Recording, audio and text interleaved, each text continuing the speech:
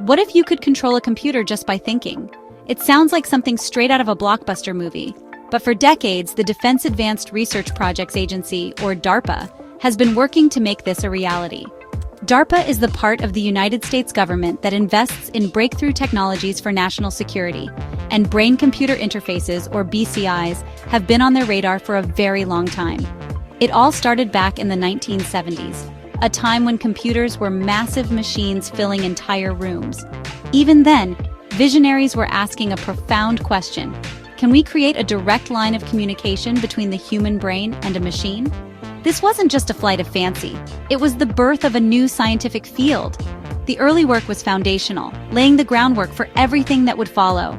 Researchers funded by DARPA discovered that our brains produce consistent electrical signals when we see something unexpected or important. This signal, called the P300, became a key building block.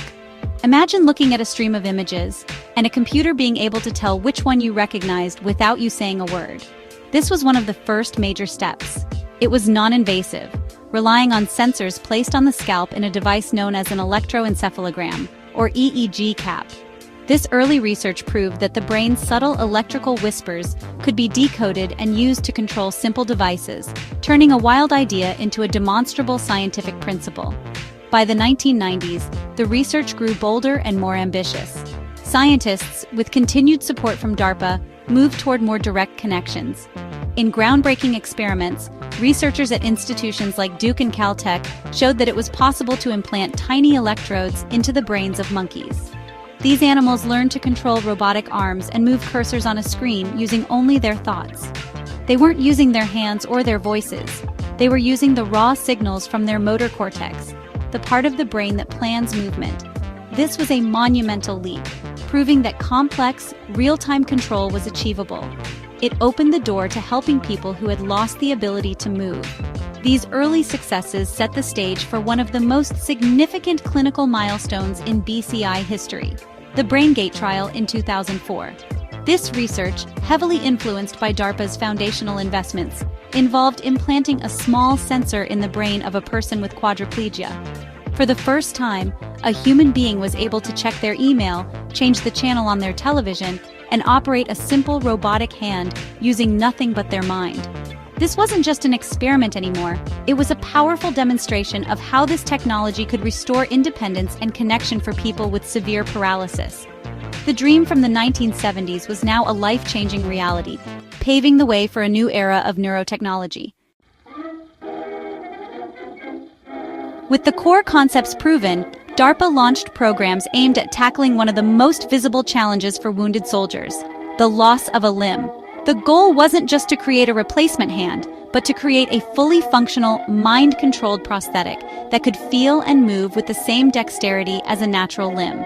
This led to ambitious programs like revolutionizing prosthetics, which began in the mid-2000s. The challenge was immense.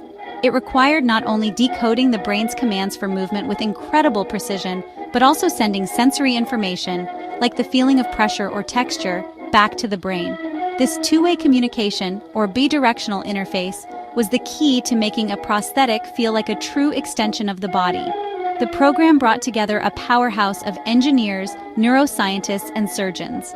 One of its most famous creations is the DECA Luke arm, nicknamed after the famous fictional hero who received a similar prosthetic.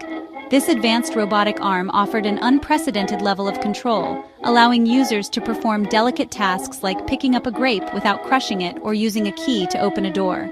It translated the user's thoughts, captured by implanted or surface electrodes, into complex hand and finger movements. In 2014, the DECA arm became the first mind-controlled prosthetic arm to receive FDA approval, marking a huge victory for both medical science and the individuals who could now regain a piece of their lives. Beyond just replacing limbs, DARPA also explored how BCIs could help with another invisible injury of war memory loss. Through a program called Restoring Active Memory, or REMIND, researchers worked to develop a memory prosthesis.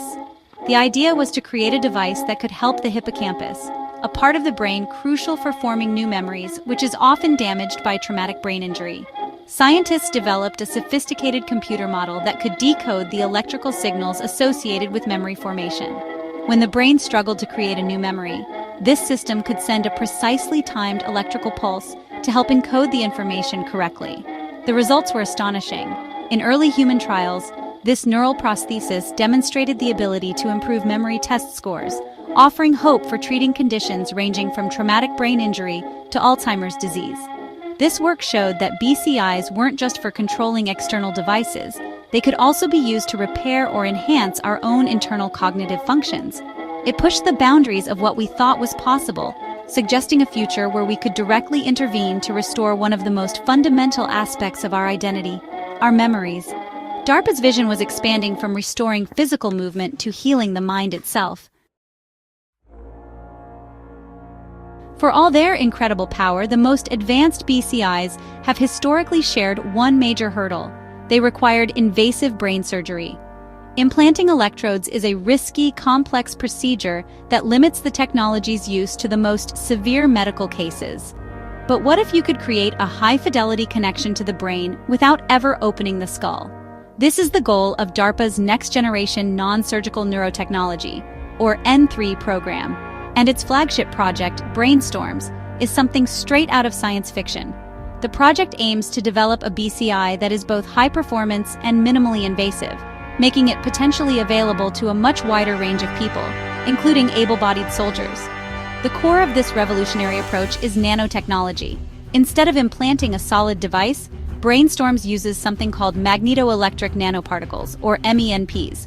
These are incredibly tiny particles, thousands of times smaller than the width of a human hair, that can be delivered into the body through an injection or even a nasal spray. Because they are so small, they can travel through the bloodstream and cross the blood-brain barrier, a protective membrane that normally stops foreign substances from entering the brain. Once inside, these nanoparticles can be guided by an external magnetic field to specific regions of the brain, positioning themselves right next to neurons. Here's where the magic happens. Your brain cells or neurons communicate using tiny electrical signals. The MENPs are designed to convert these electrical signals into magnetic signals. An external headset worn by the user can then read these magnetic signals, effectively listening in on the brain's activity with incredible detail. But it's a two-way street. The headset can also generate its own magnetic fields, which the nanoparticles convert back into electrical impulses to stimulate the neurons. This creates a high-bandwidth, bidirectional link between the brain and a computer, all without a single incision. It's a whole brain interface, using millions of nanoparticles as tiny antennas. This technology opens up a universe of possibilities. For soldiers, it could mean controlling a swarm of drones or a complex robotic system with the speed of thought. For civilians, it offers a new path for treating neurological disorders like Parkinson's or epilepsy by stimulating brain circuits with unparalleled precision. And because the nanoparticles can be guided back into the bloodstream and naturally filtered out of the body, the interface is temporary and reversible.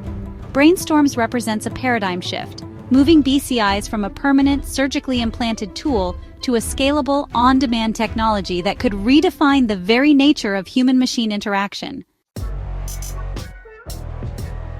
As DARPA's BCI technology becomes more sophisticated, its applications are expanding beyond movement and memory into one of the most complex domains of the human experience, our emotions.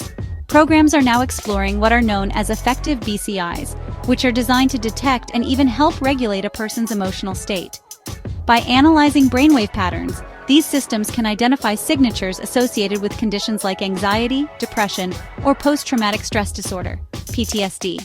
For a soldier struggling after a traumatic experience, a BCI could one day provide real-time feedback or gentle neurostimulation to help them manage their emotional responses and regain balance. This is not about mind control, but about creating tools for mental wellness. For instance, a closed-loop system could detect the onset of a stress response and trigger a calming stimulus, helping to short-circuit a panic attack before it begins. This has enormous therapeutic potential, offering a new way to treat mental health conditions that is personalized and responsive to an individual's unique brain activity. The same nanotechnology behind Brainstorms could one day allow for hyper-targeted, non-invasive stimulation of the brain circuits that regulate mood, providing relief without the side effects of medication. It's a frontier that merges neurotechnology with mental health care in a profound way.